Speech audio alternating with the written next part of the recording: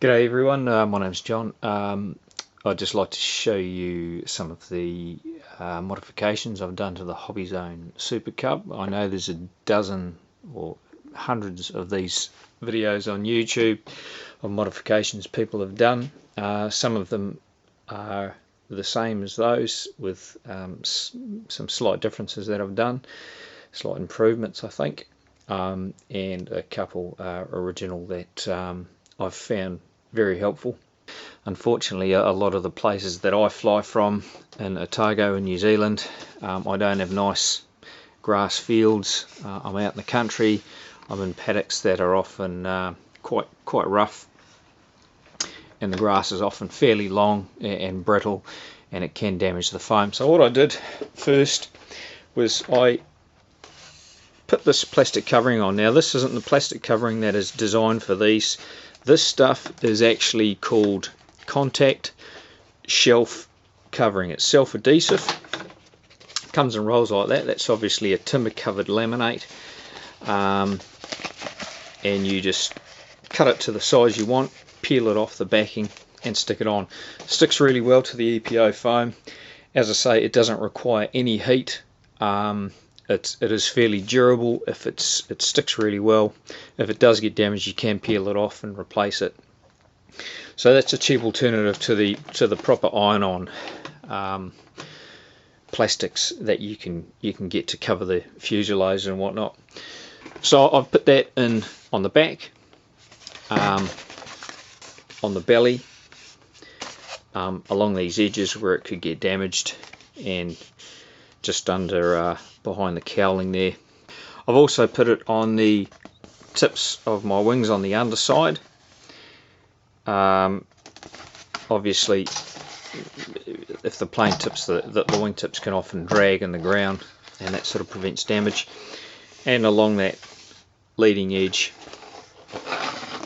and just over the back strap where the rubber bands go over, so they don't create any indentation. Right, I've then used white, just basic standard white insulating tape to put on the wing tips. It's very durable.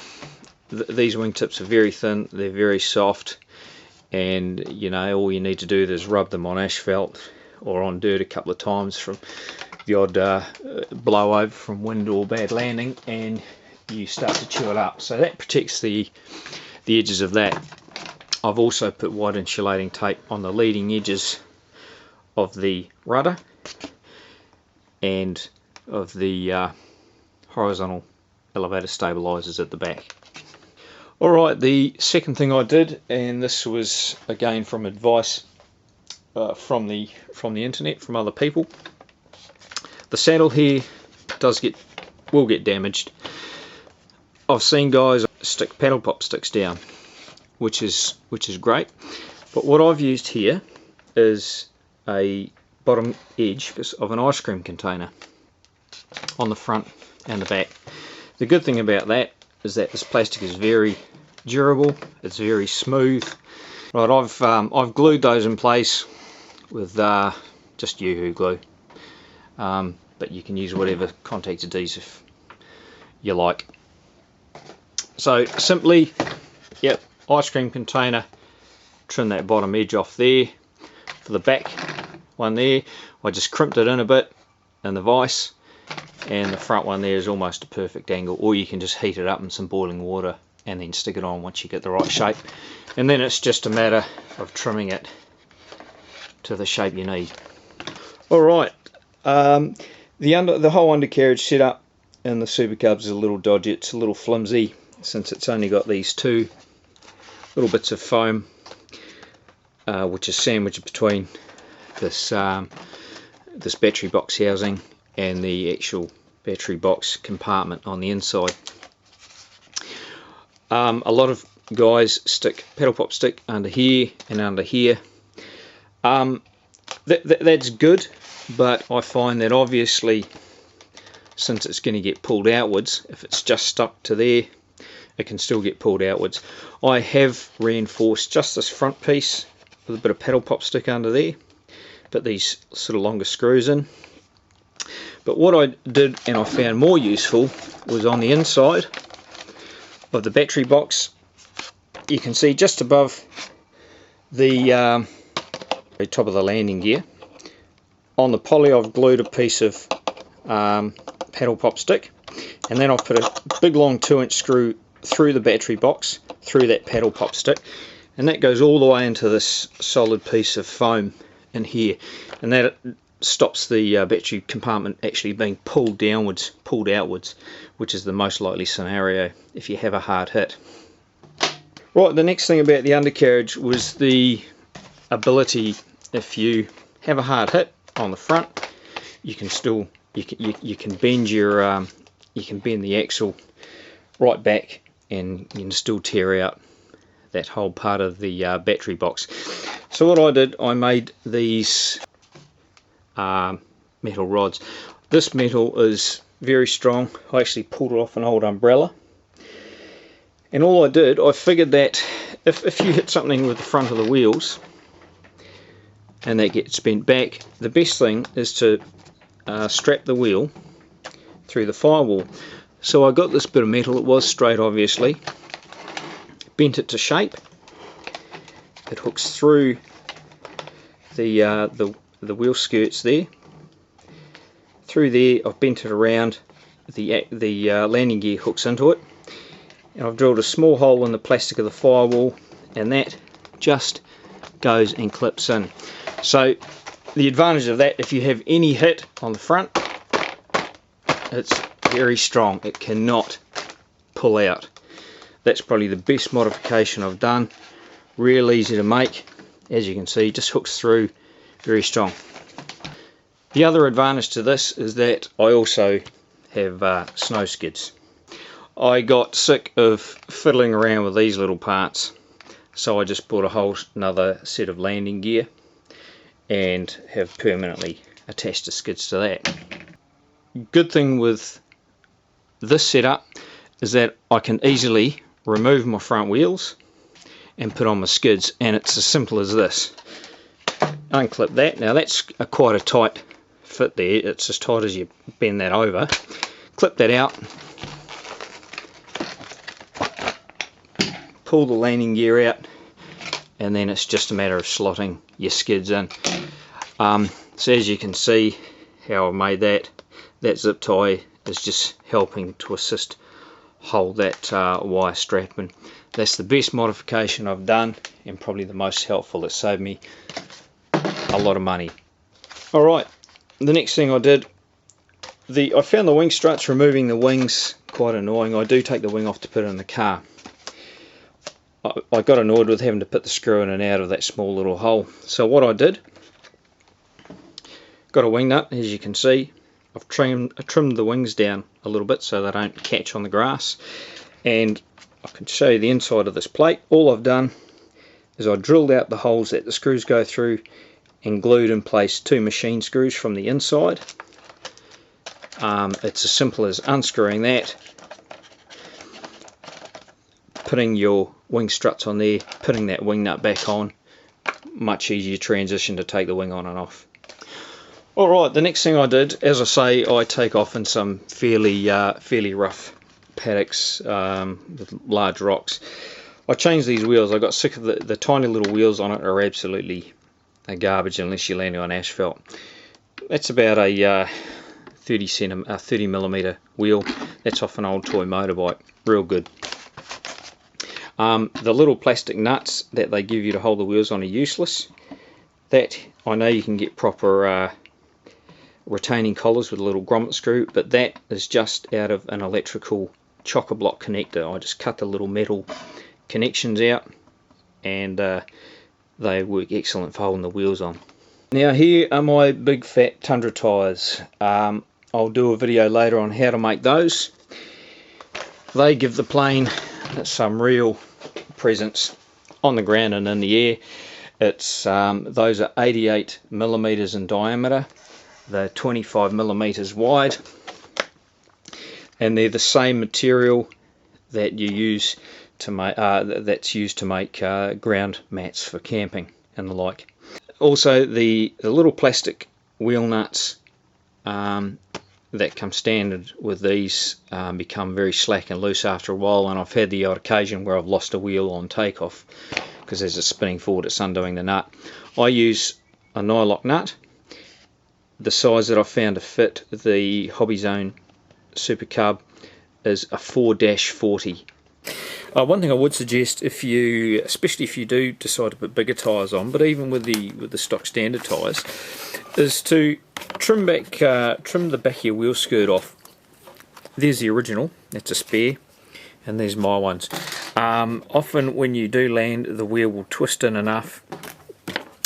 It catches on this edge here, it chews up the inside of the tyre, and it can also make your plane nose up. Alright, one of the videos I saw on YouTube was one gentleman. He said that he had an issue where he flew over some light sand. His plane freaked out because he had the anti-crash technology, the ACT sensors on. Because I fly over snow, obviously the sky is light coloured and the ground is extremely light coloured. So the sensors, this one is designed to produce to detect light. The top one, the one at the bottom, is designed to detect darkness. Obviously with snow you've got two light mediums, so I took those, on his advice, I took those two ACT sensors out, and I think that's a good idea. It's more peace of mind rather than just having it turned off, and it also gets the wires out of the way from in there that I just didn't use.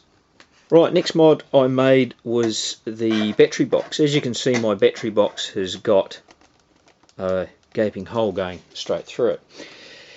I did that because the compartment is fairly snug, even for the battery that comes with the Super Cub. It's a fairly tight fit in there. I also have the big batteries for my Blade 450 helicopter, which also work in here. Now I cut that out, and now I can just slide that up almost vertically into the fuselage of the plane, and it sits there quite nicely. On the inside you can see it comes right up. Just in behind it I've put a piece of that same foam I used to make the tyres out of, and that just holds it snug against the battery compartment and keeps it out of the way from interfering with the servo control arms.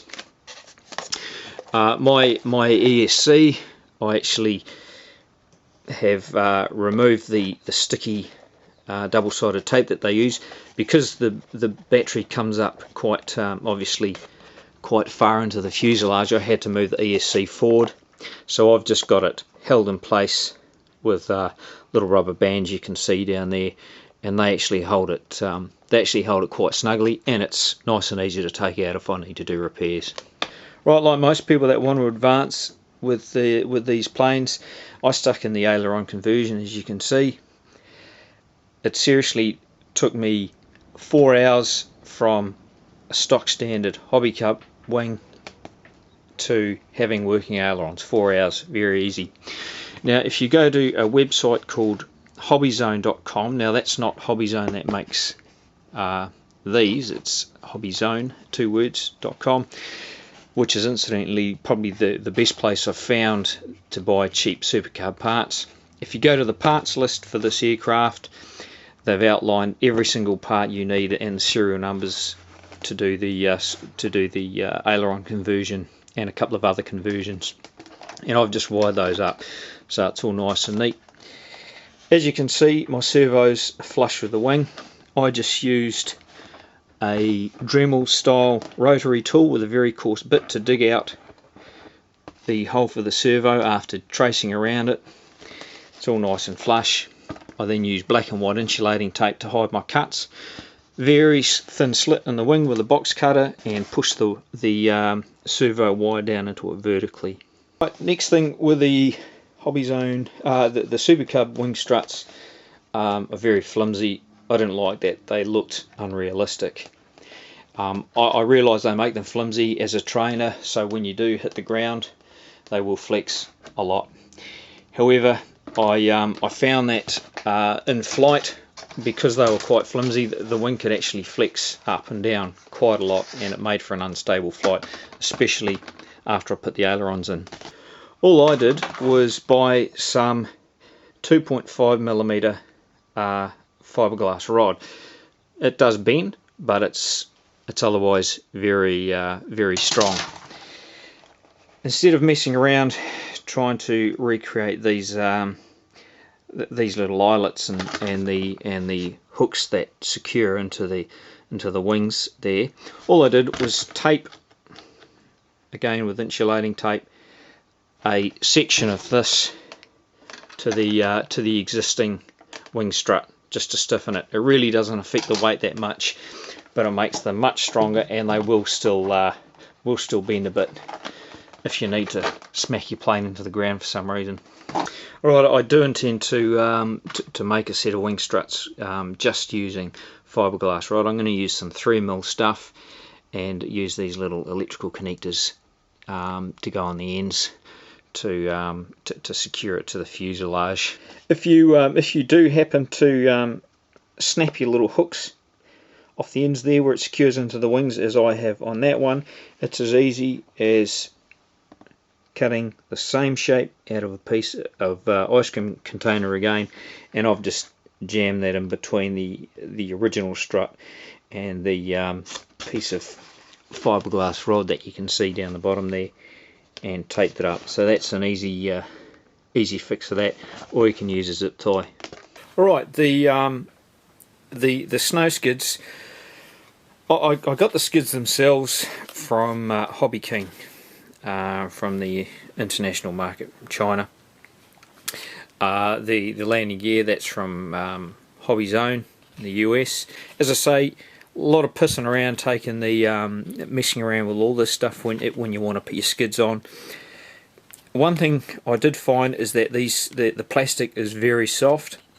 It will get damaged in the centre, so I created my own reinforced hub through the skid, and used araldite epoxy to fill in the big hole underneath it to secure in place. I've just covered that with a bit of black insulating tape to cover up that big hole.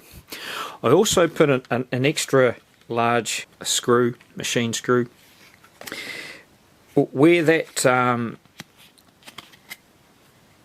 little screw goes through there is meant to sit on that little plastic shoulder, and it just doesn't do it very well. It slides off. So that extra little screw in there extends it a bit, and the screw that secures the spring collar can sit on there and holds it in place nice and neatly.